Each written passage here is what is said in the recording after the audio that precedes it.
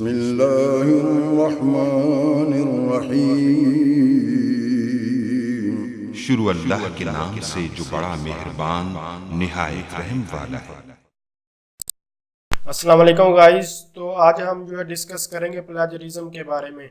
इससे पहले ये आपको 2 वीक जो आपको नज़र आ रहे हैं बिल्कुल ये स्टेप बाय स्टेप इनके बारे में हम जो है डिस्कस कर चुके हैं। जैसे कि ये कोर्स इंट्रोडक्शन और मैनेज द प्रोजेक्ट।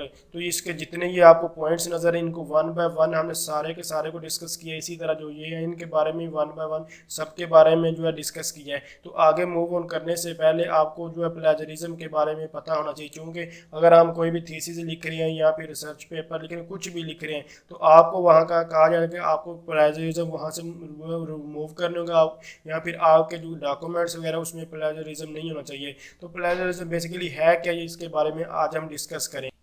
तो प्लेजरिज्म का मतलब अगर उर्दू में जाना जाए तो इसका मतलब है मजमून की चोरी करना, किसी का कोई डॉक्यूमेंट्स वगैरह उसको आप कॉपी पेस्ट वगैरह करते हैं तो वो हमारे पास जो है प्लेजरिज्म में आता है। तो प्लेजरिज्म जैसे कि आप किसी का आइडिया जो है वो यूज़ करते हैं या फिर आप किसी का जो है टेक्स्ट कॉपी पेस्ट करते हैं और यानी कि किसी का टेक्स्ट लिखा हुआ उसको आप अपने डॉक्यूमेंट्स में यूज़ करते हैं, तो उसको कहते हैं कि प्लेजरिज्म आपने किया, यानी कि किसी का डॉक्यूमेंट्स को चुराया है।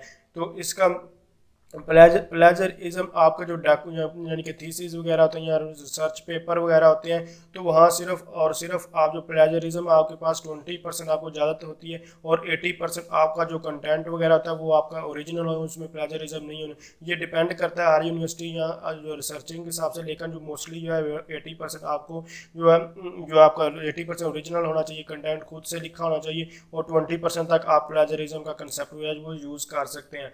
अब प्लेजरिज्म क्या होता है मैं आपको बता चुका कि यानी कि प्लेजरिज्म का मतलब है कि आप किसी का कंटेंट जो चोरी करते हैं उसको कहते हैं प्लेजरिज्म। अब आपका कोई भी रिसर्च पेपर है, कुछ भी है, तो उसमें आपके पास प्लेजरिज्म नहीं होना चाहिए। तो प्लेजरिज्म ख़त्म करने का क्या मेथड है कि आप किसी का आइडिया मत उठाएं, ना ही किसी का टेक्स्ट यूज़ करें। बेहतर यह है कि जब आप कोई भी आप चीज़ें जो लिखी हैं यानी कि कोई भी काम कर रहे हैं उसमें अपना आइडिया यूज़ करें और अपना ही जो है कंटेंट जो टेक्स्ट वगैरह लिखें। जैसे कि हमारे पास फिल्म्स वगैरह होती हैं, कोई भी सॉन्ग्स वगैरह उनके कॉपीराइट इशू आते हैं। इसी से अगर टेक्स्ट जो हम किसी का कॉपी करते हैं तो उसमें भी हमारे पास इसमें इसको प्लेजरिज्म कहते हैं और वहाँ आप कॉपीराइट का इशू कह लें, यानी कि वीडियो वगैरह आप किसी की जो कॉपी करते हैं। तो ये अब प्लेजरिज्म पहली चीज़ आपको बता चुका हूँ कि प्लेजरिज्म आपके डॉक्यूमेंट्स में नहीं होना चाहिए। प्लेजरिज्म क्या होता है, किसी का जो मैं आपको बता चुका हूँ कि किसी का कोई भी टेक्स्ट वगैरह आइडिया जो है वो आप नेट से उठाते हैं या किसी बुक से लेते हैं, कहीं से भी लेते हैं, तो अगर आप उसका रेफरेंस या फिर इन्वर्टेड कोमा यूज़ नहीं करते तो वो हमारे पास कंसेप्ट था प्लेजरिज्म का। तो अब प्लेजरिज्म का कंसेप्ट कैसे ख़त्म किया जा सकता है, यानी कि आपके डॉक्यूमेंट्स में प्लेजरिज्म कम से कम होना चाहिए। पहली चीज़ ये है कि आपका अपना आइडिया और अपना टेक्स्ट होना। दूसरी चीज़ ये है कि अगर आप प्लेजरिज्म का यूज़ करना चाहिए तो आप जैसे कि ये यहाँ से अगर फ़र्ज़ किया आपने यहाँ से एक लाइन उठाई है किसी भी टेक्स्ट से, तो आप इसको इन्वर्टेड कोमा के अगर आप खुद से नहीं लिखते तो इसको इन्वर्टेड कोमा इसमें ऊपर लगा दें और साथ ब्रैकेट लगाकर उसका अगर बुक किसी से उठाए तो एथर का नेम, ये रेफरेंस क्या होता है इसके बारे में मैं आपको मज़ीद बता दूंगा, लेकिन यहाँ आपको सिर्फ प्लेजरिज्म का कंसेप्ट के बारे में पता होना चाहिए।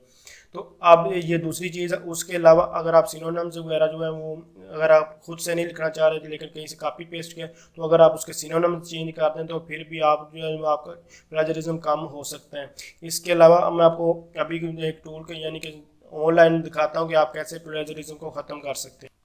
ये तो थे जर्नल कंसेप्ट, यानी कि पेपर पॉइंट ऑफ व्यू से देखें। अगर आपको कहा जाता है पेपर में प्लेजरिज्म, वैसे कहा तो नहीं था, अगर कहा जाए कि इसका कोई आपको पैराग्राफ दे उसका प्लेजरिज्म लिखें, तो यानी कि अगर कोई पैराग्राफ लिखा उसको आपने अपनी वर्डिंग में लिखना है, तो या आप कभी भी जो है कैन का यूज़ ना करें। कैन की जगह आप कैन भी अगर आप यूज़ करें तो उसकी जगह आप मे भी यूज़ कर दें। इसी तरह अगर आप आर यूज़ करेंगे तो आप आर भी कभी भी यूज़ प्लेजरिज्म में ना करें, इसकी जगह आप हैज़ बीन यूज़ कर लें।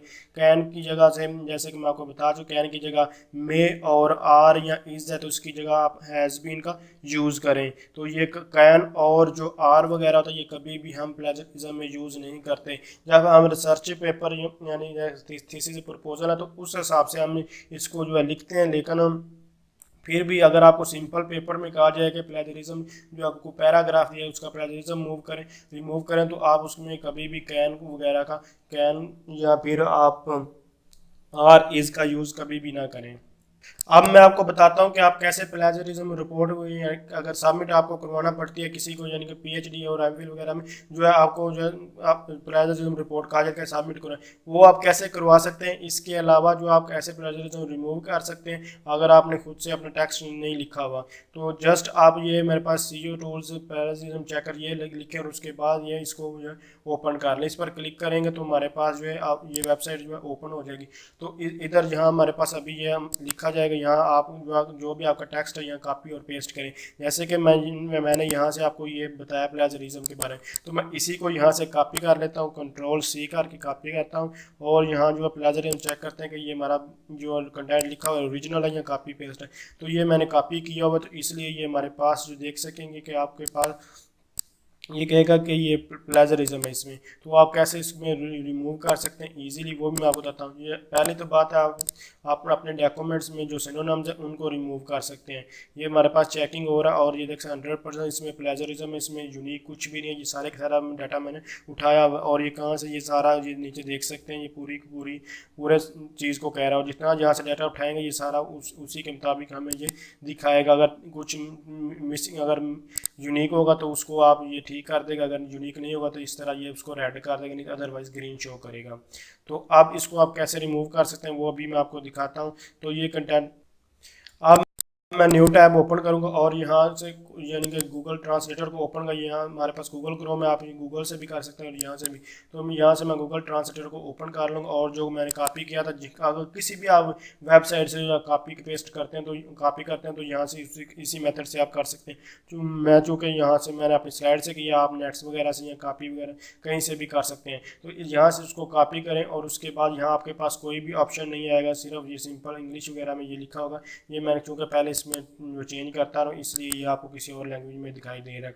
तो सबसे पहले ये इसी तरह होगा तो इसके लिए अगर प्लेजरिज्म रिमूव करने के लिए आप सबसे पहले ये इसको सिलेक्ट करें, ये लैंग्वेज जो मैं पहले नंबर पे बल्गोरियन इसको सिलेक्ट कर लें। ये सिर्फ यहाँ से इसको सिलेक्ट करें, ये कुछ और भी कर सकते हैं लेकिन ये जो है इससे आपका जो प्लेजरिज्म है ऑलमोस्ट जो है रिमूव हो जाता है। मैं इस पर वर्क जो है कर चुका हूँ पहले। तो आप इस पर कंट्रोल-V करेंगे तो ये हमारे पास इस तरह आएगा, ये हमारे पास यहाँ डिस्प्ले हो जाए। इसके अलावा इसको दोबारा यहाँ से स्क्रॉल डाउन करें और उसके बाद KHMER वाली जो है ये लैंग्वेज इसको ओपन करें और इसके बाद यहाँ इसको ये फिर उसी तरह कॉपी करें जैसे कि मैंने पहले कॉपी किया था। कंट्रोल-C किया और इसको यहाँ से फिर क्रॉस किया और यहाँ से कंट्रोल-V किया और ये हमारे पास इसी तरह आ जाएगा। उसके बाद दोबारा इसको मैं इंग्लिश में लिखूंगा, यानी कि यहाँ से इंग्लिश सेलेक्ट करूँगा तो ये मेरे पास इंग्लिश में आ जाएगा। और अब इस सारे को यहाँ से मैं कॉपी करता हूँ तो आपको देख सकते हैं कि यहाँ से एक्नॉलेजमेंट था, आप रिकॉग्नाइज वगैरह ये सारे तकरीबन ये यहाँ से चेंज हो चुका है। अब मैं रिफ्रेश करता हूँ इस पेज को, दोबारा इसको कॉपी पेस्ट करता हूँ तो ये सारे का सारा मुझे यूनिक दिखाएगा। कि इसकी वजह ये थी कि मुस्लिम लैंग्वेज सेलेक्ट की गई थी और जो हमारे सिनोनिम्स वगैरह थे यहाँ सिंटैक्स उसमें थोड़ा चेंजिंग आई है, लेकिन उसका जो मकसद है यानी कि मतलब है वो सेम ही है। तो अब यहाँ से मैं चेक प्लेजरिज्म करता हूँ, इस पर क्लिक किया और क्लिक करने के बाद अभी आपको ये हमारे पास ऑप्शन जो है आ जाएगा। तो ये हमारे पास चेकिंग हो रहा है, देख सकते हैं ये 100% हमारे पास यूनिक डिस्प्ले है और 0% हमारे पास प्लेजरिज्म है। तो इस तरह आप जो अपने डॉक्यूमेंट्स में प्लेजरिज्म को ख़त्म कर सकते हैं। अगर आप किसी वेबसाइट से कहीं से भी डाटा उठाते हैं तो वो हरगिज़ नहीं कि वो 100% आपको जो हर बार दे, हर टेक्स्ट का दे। कभी आपको जो प्लेजरिज्म दे सकता है, नहीं भी आ सकता इस मेथड से, लेकिन लेकिन जो ज़्यादातर यही होता है कि आपके पास जो 100% आया नहीं भी आता तो जो हाँ आपके पास प्लेजरिज्म आता है उसको थोड़ा बहुत बार 2-4 लैंग्वेज चेंज करेंगे तो आपका प्लेजरिज्म इससे रिमूव हो जाएगा। और इंशाल्लाह मैं बहुत सी ट्राई मैंने किया है लेकिन प्लेजरिज्म जो है रिमूव ये यूनिक सारे का सारा डिस्प्ले है। अगर ये प्लेजरिज्म तो रेड वगैरह में हमारे पास डिस्प्ले था। तो थैंक्स फॉर वॉचिंग, अल्लाह हाफिज़।